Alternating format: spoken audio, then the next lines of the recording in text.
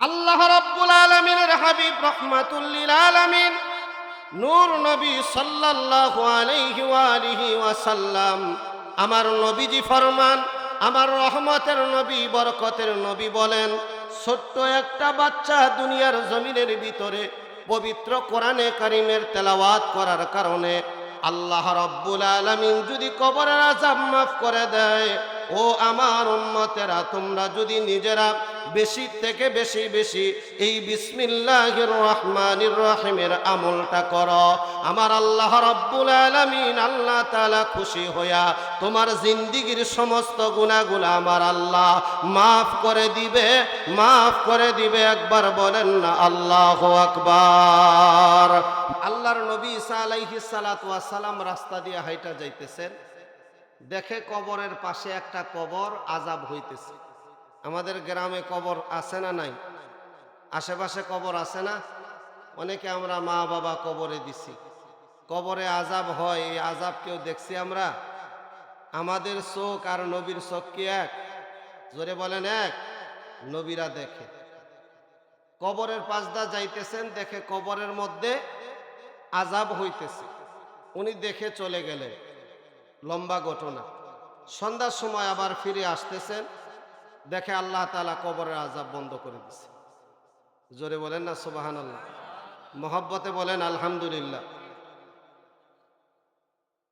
আল্লাহর নবী ঈসা আলাইহিস সালাতু ওয়াস সালাম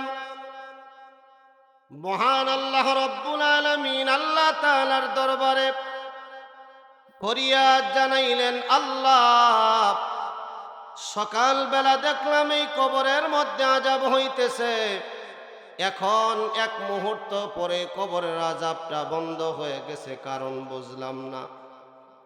আল্লাহ, কোন আমলের কারণে, কোন ইবাদতের কারণে কবরের আযাব তুমি বন্ধ করে দিলা?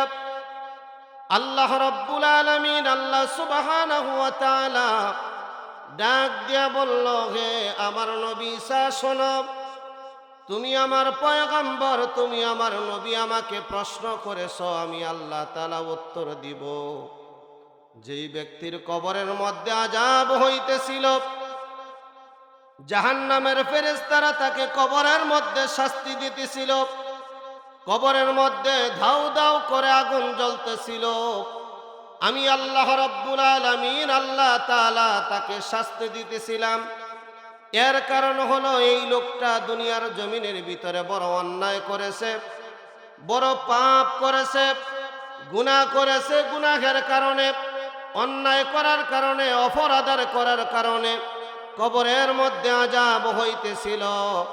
আমি আল্লাহ রাব্বুল আলামিন আল্লাহ সুবহানাহু ওয়া তাআলা ছোট্ট একটা কারণে তাকে খুশি হইয়া মাফ করে দিছি। মারহাবা বলেন।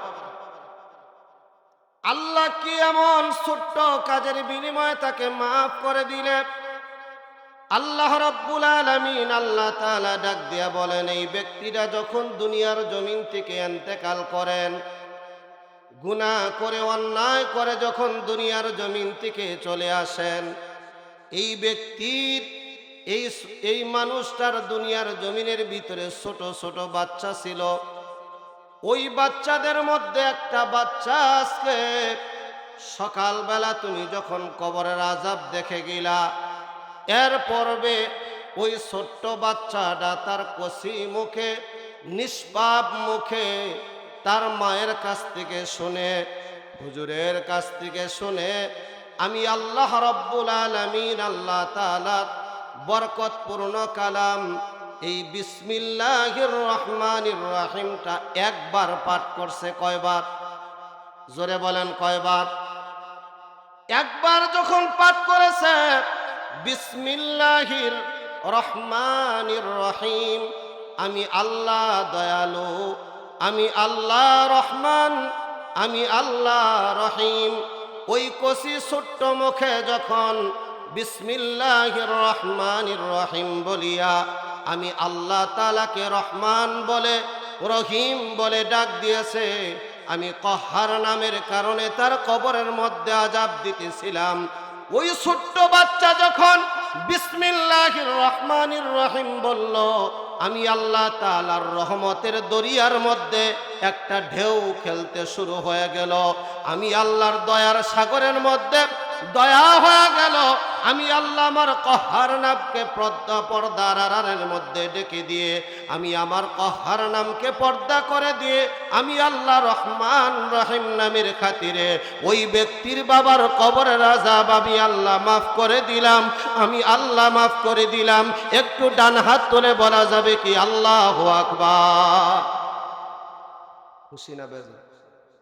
আল্লাহ রাব্বুল আলামিনের হাবিব রাহমাতুল লিল আলামিন নূর নবী সাল্লাল্লাহু আলাইহি ওয়া আলিহি ওয়াসাল্লাম, আমার নবীজি ফরমান, আমার রহমতের নবী, বরকতের নবী বলেন, ছোট্ট একটা বাচ্চা দুনিয়ার জমিনের ভিতরে পবিত্র কোরআনে কারিমের তেলাওয়াত করার কারণে আল্লাহ রাব্বুল আলামিন যদি কবরের আযাব মাফ করে দেয়, ও আমার উম্মতেরা, তোমরা যদি নিজেরা বেশি থেকে বেশি বেশি এই বিসমিল্লাহির রহমানির রহিমের আমলটা করো, আমার আল্লাহ রাব্বুল আলামিন আল্লাহ তাআলা খুশি হইয়া তোমার জিন্দেগীর সমস্ত গুনাহগুলো আমার আল্লাহ মাফ করে দিবে, মাফ করে দিবে। একবার বলেন না আল্লাহু আকবার।